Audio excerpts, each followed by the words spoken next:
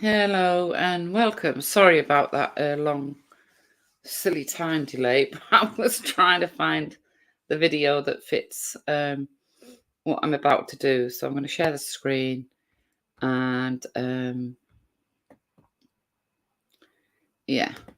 play the little video which will explain my beliefs. Okay. So here we go.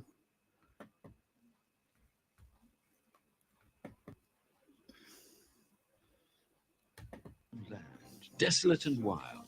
Somewhere in this vast expanse, a tiny group of primeval humans has taken up residence.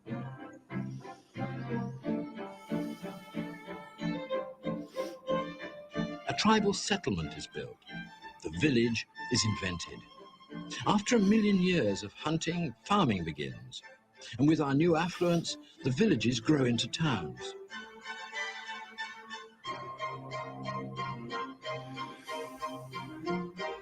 By Roman times, these towns are already magnificent in their scale and in their architecture, but they continue to grow. Nothing can stop them now. 1,000 years on, a large medieval city has sprung up.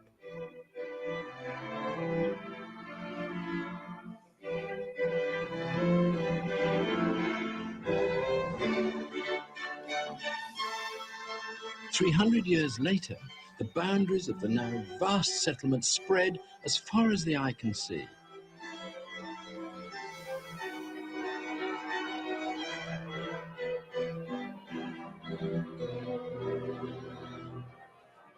In evolutionary terms, the human animal has gone from mud hut to skyscraper in the mere twinkling of an eye.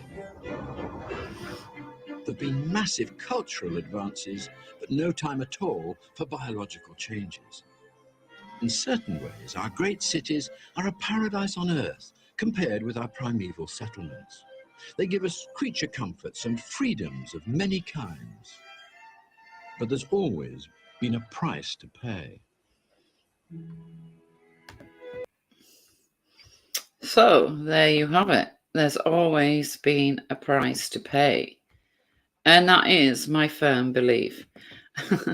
Now, I don't want people making assumptions and thinking this is me, because I'm not. Well, it is me, but what I'm trying to say is I'm not having a dig at Jukes here with her belief in the Sumerians and all that, right? Because I don't believe none of that, none of it whatsoever. I don't believe that Lot's wife turned to stone because of a nuclear bomb, right? I do not believe for 1 second that there was medical advances and electricity and all that millions of years ago, but it all got lost in some outrageous thing, nature's way of getting lost. It all got lost. We just don't know about it. Yeah, we lost everything. And that the Sumerians had electric. No, rubbish. I can't believe it, and I won't believe it because I believe in evolution. It's as simple as that. There's too much science behind it. Just everything. I believe in evolution, and it's as simple as that. You don't have to go looking for other things, delve in your mind into these things and turn you nuts. Sorry, Dupes, I'm not saying you're nuts at all. But I thought, well, it's about time that Wendy says what she believes, right? It's like the Bible. Jupiter and Mirage, I've noticed, keep on about different stories in the Bible and how that connects to the Sumerians and all that, right? I look at the Bible in a different way for some stories that are in there, like Lazarus, the story of Lazarus, right? The guy that was dead and Jesus brought him back to life. I don't believe that for a second. My logical way of thinking about that is that Lazarus was probably wandering around his dwelling place, right? and hit his head and knocked himself out and was like in a semi-coma, if you like. But back then they wouldn't have known of what that was. Then they went looking for Jesus, and Jesus arrives to save Lazarus. And well, as Jesus enters the dwelling place, Lazarus wakes up because, well, he knocked himself out. It's just logic. It's just logic. Another one is, oh, I was blind, now I can see. That story. Again, I think that the blind man had something in his eye, right? I don't know what. He had something in his eyes that was preventing him from opening his eyes. And so what happened when Jesus found him?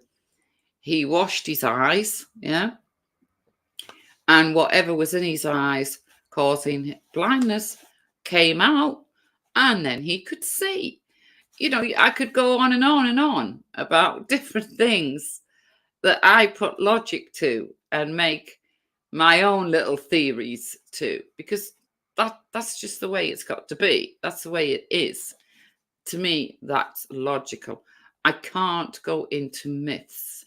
I don't believe for a second that the Sumerians or whoever else, the bloody Aztecs, the Incas, or I don't know, whoever else.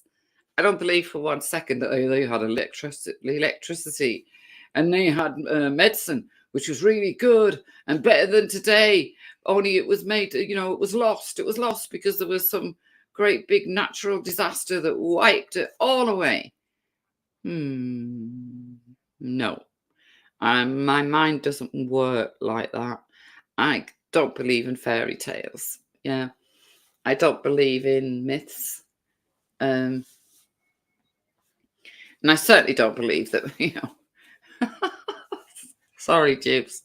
I certainly don't believe that people from outer space came here, dropped us earthlings down here, and then they ran off and left their babies. Yeah, they ran off and left us. But they can't get back. No, they can't get back to pick us up. No. No, but they apparently these people from outer space, aliens, we belong to them, and they dropped us off here. And the Egyptians knew this apparently millions of years ago, and so did the Sumerians. And it's all in the hieroglyphics, which it's not. I'd be interested to know of anyone that can actually read hieroglyphics. That would be a good thing, yeah. Because hieroglyphics to me are nonsense, and unless you actually have the education and the knowledge of being able to read it, they just look like nonsense. So no. So it's time for you to understand how I look at things. So you heard the introduction, right? So I just want to carry on with this. So much has happened in the past few thousand years. The urban years, the crowded years of civilized man, that we find it hard to grasp the idea that this is no more than a minute part of the human story. It is so familiar to us that we vaguely imagine we grew up into it gradually, and that as a result, we are biologically fully equipped to deal with all the new social hazards. If we force ourselves to be coolly objective about it, we are bound to admit that this is not so. It is only out of incredible, ingenious anticipation that makes it seem so. Hang on a minute. Sorry.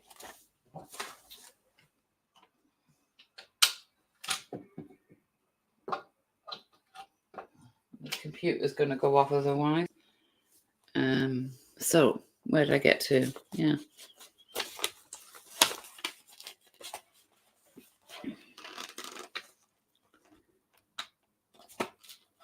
That makes it seem so.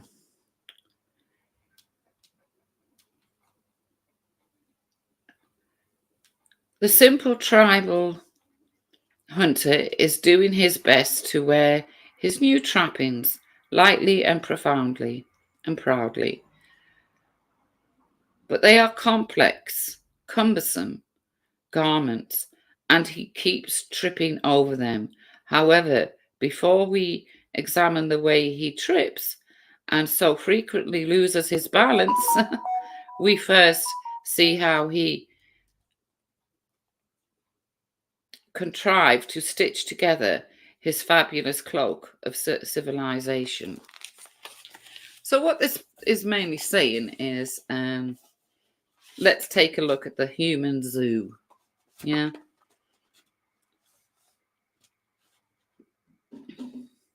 We must begin by lowering the temperature until we are back in the grip of the Ice Age, say 20,000 years ago.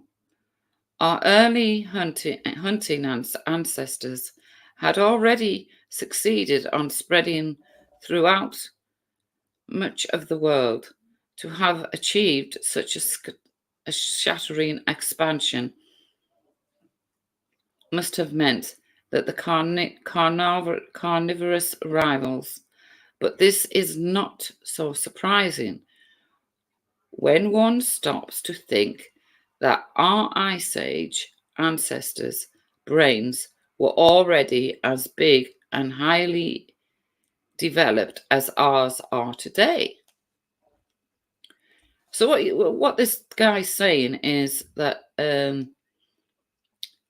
in evolutionary terms, the brain is no bigger than it was, thousands and thousands of years ago. The modern man, physically speaking, had already arrived on the scene. In fact, if it were possible, with the aid of a time machine, to take the newborn child of an Ice Age hunter into your house and rear it to your own, it is doubtful if anyone would detect the deception. So what he's saying here is, if I could travel back in time and go back to the Ice Age, pick up a newborn baby, okay, and bring the baby back in my time machine, which of course there is no time machine, but say I did, and I had the baby in my home, nobody would be able to guess that the baby wasn't a modern baby, that the baby had come from the Ice Age, but nobody would be able to guess because the baby brain capacity and everything was exactly the same as what we have today. Hang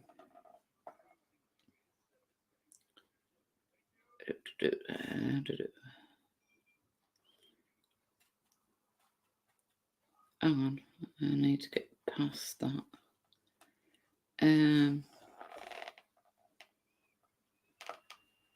Yeah. In Europe, the climate was hostile, but our ancestors fought it well.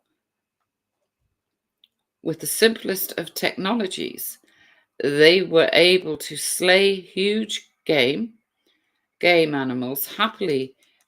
They have left us a testimony of their hunting skills, not only in the accidental remains that we can scratch up from the floors of their caves, but also in the staggering murals painted on their walls.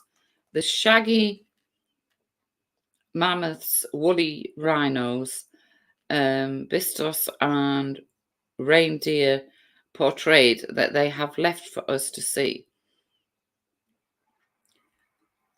As one emerges from the darkness of the caves today and steps out into the baked countryside, it is difficult to imagine it inhabited by these heavy-furred creatures. The contrast between temperature then and now comes vividly to mind. So again, he's saying that the murals that these that the people who came before us left behind is the history of where we came from. There was no spaceships. There was no electric before electric was actually invented, and I don't think the national grid was invented in with the Incas or the Aztecs or the Egyptians and things like that.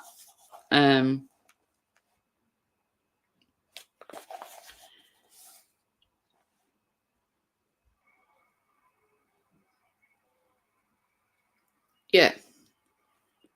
The human hunter is oh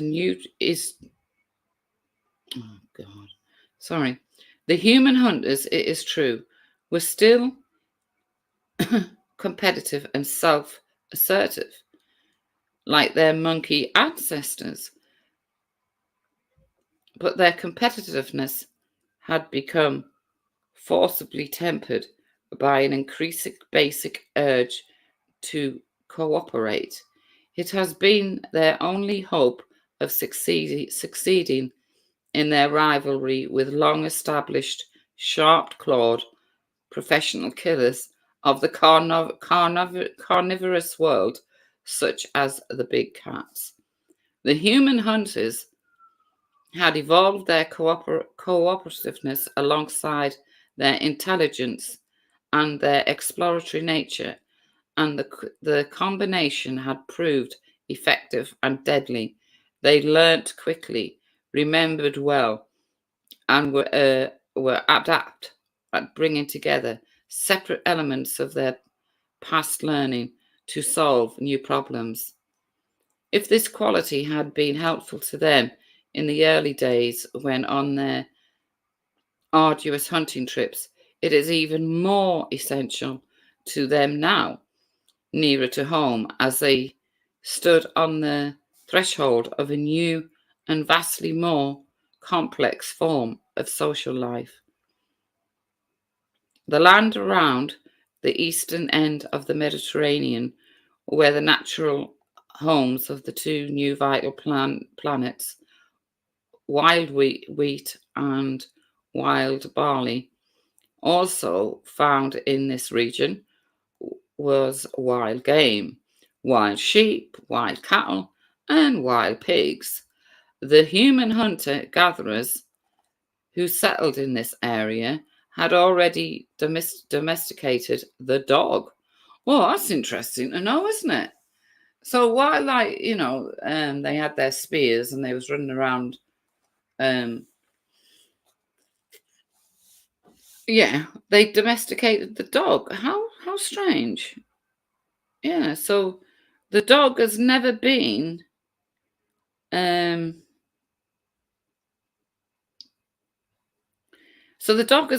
something that us in the West have been something that we consider to be food. Yeah, that's interesting. Yeah. Mm. Let me get back to it. So,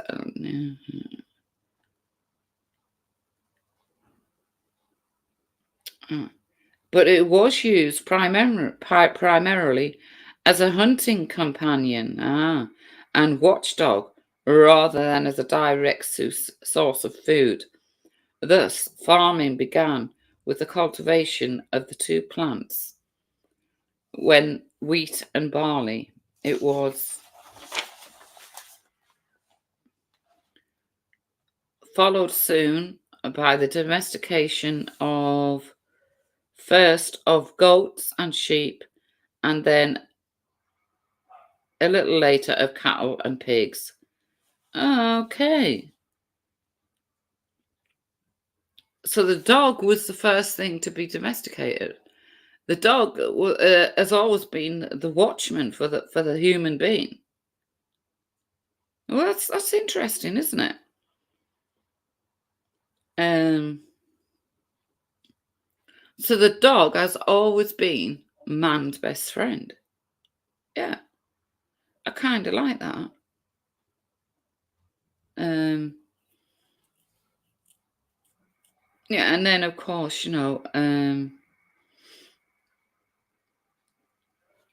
goats and sheep and but some of them are obviously, I mean, well, most of them goats, people eat sheep, people eat cows and pigs. But they were all domesticated at some point. Um,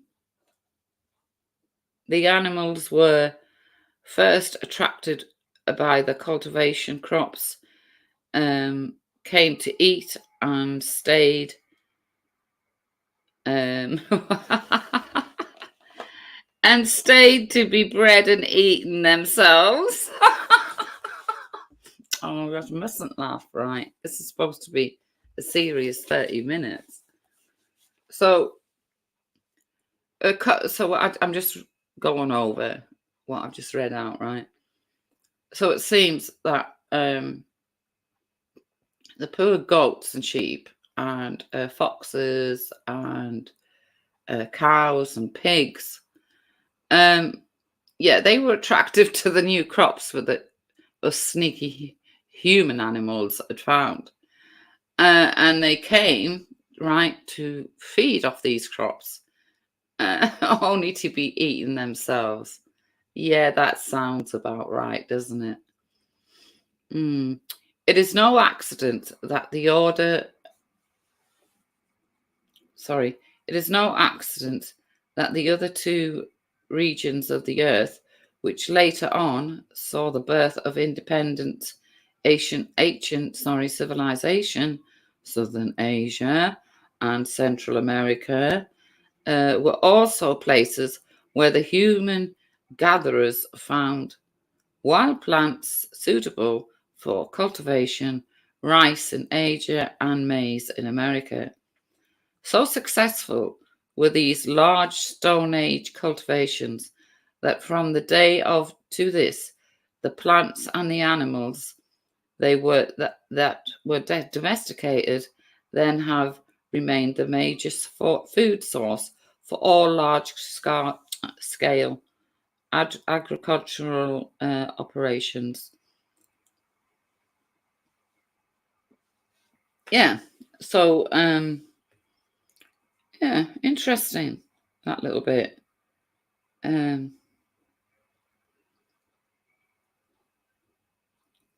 I have said that it is easy to explain, but all that means is that it is not difficult for us, in looking back, to pick out one of the vital factors that led on to the next great step in the human story.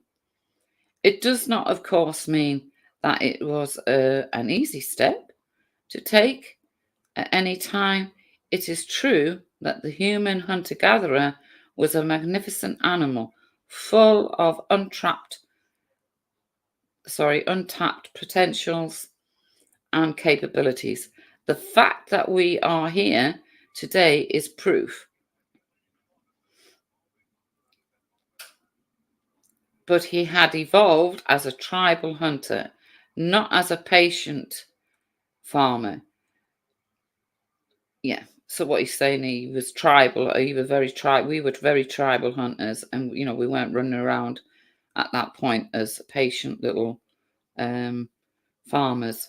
It is also true that he had a foreseeing brain, capable of planning a hunt and undertaking the seasonal changes into his environment. But to be a successful farmer, he had to stretch far seeing beyond anything he had previously experienced.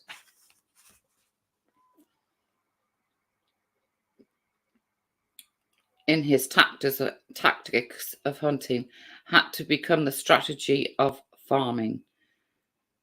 The accomplishment he had to push his brain even faster to control the added social complexities that were to follow his now newfound affluence as villages grew into towns. It is important to realize this when talking of an urban revolution.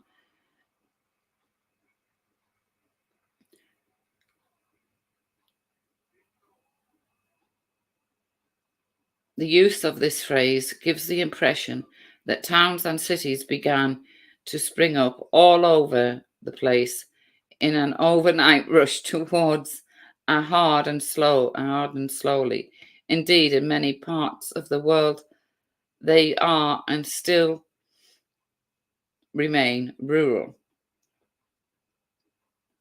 The first urban developments, the first towns and cities grew not as a sudden rash on the skin or prehistoric society, but as a few tiny isolated spots. They appeared at sites in the Southwest Asia as dramatic exceptions to the general rule. By present-day standards, they were very small, and the patterns spread slowly, very slowly. Each were based upon a highly localized organization, intimately connected with and bound up with surrounding farmlands. So, our civilization, if you like, we became more civilized when the hunter-gatherers, the human hunter-gatherers saw that they could become farmers. That they, no longer did they need to live in caves. That they could grow their own crops, and indeed they could kill and eat the very animals that were eating the crops. You see, so yeah, that's what he's saying. So I'll end this little half hour here. Hopefully I'll become better at reading out loud. I'm terrible at reading out loud, but I am going to do it because it's something I wholly believe in, and yeah, it's what I believe in. I just cannot believe in the hocus pocus mythology that others take great pride in. I take great pride in evolution and what man has achieved. I mean, when you think back to the hunter-gatherers, we've achieved so much to get where we are, so much. And we've lost so much also as this goes on, you'll find out also that it explains why we are the way we are, why we react and fight and argue the way we do. Don't worry, I will become better at reading out loud. Oh, God. But yeah, that's the first 30 minutes done. So thank you and goodbye. And hopefully, if there's enough interest, I'll do the next 30 minutes live. I've done this one privately because I didn't want you going, oh, you're rubbish at reading out loud. I know I am. It's something I've always had. I don't know why, but I do know with practice, yeah, you become better. I do know that. Just like the hunter-gatherers found out, yeah. Okay, bye-bye.